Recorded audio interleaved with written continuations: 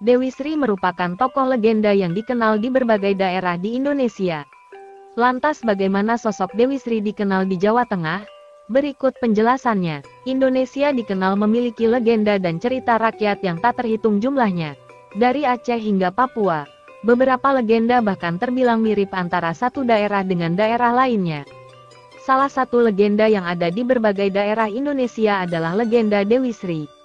Legenda ini berkisah tentang seorang perempuan yang dipercayai menjadi asal-muasal terciptanya padi. Legenda Dewi Sri dikenal oleh masyarakat Sunda, Jawa, Bali, hingga Kalimantan. Dalam berbagai nama berbeda namun konsepnya mirip.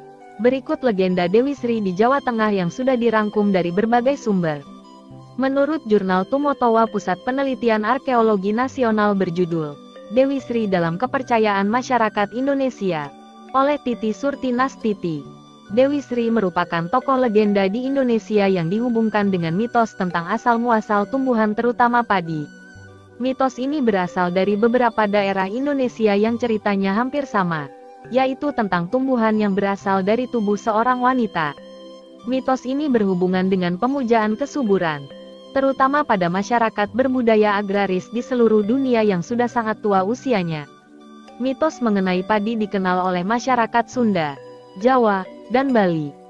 Tokoh Dewi Sri dikenal dalam berbagai cerita pada ketiga masyarakat tersebut yang dihubungkan dengan asal-muasal padi.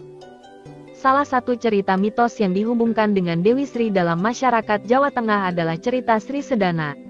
Sedana berasal dari bahasa Sanskerta, Sadana yang merupakan nama lain dari Wisnu. Dalam cerita Sri Sedana, Dewi Sri sang istri Batara Wisnu mendapat tugas untuk mengajarkan kepada manusia cara bercocok tanam. Ia turun ke bumi menjadi putri Raja Medang Kamulan dengan nama Sri dan mempunyai saudara laki-laki bernama Sedana. Sedana diusir dari istana dan dikutuk menjadi ular karena menolak untuk menikah. Sri sangat sedih dan pergi dari istana untuk mencari saudaranya. Dalam perjalanannya, Sri diganggu oleh raksasa yang bernama Kalasrenggi atau Kalagumarang, yang kemudian dikutuk oleh Sri menjadi babi hutan. Kalasrenggi masih terus mengejar Sri meskipun telah berbentuk babi hutan, sehingga Sri meminta pertolongan kepada Batara Guru. Batara Guru kemudian mencabut nyawa Sri dan tubuhnya masuk ke dalam tanah. Di tempat menghilangnya tubuh Sri tersebut, tumbuh tanaman padi.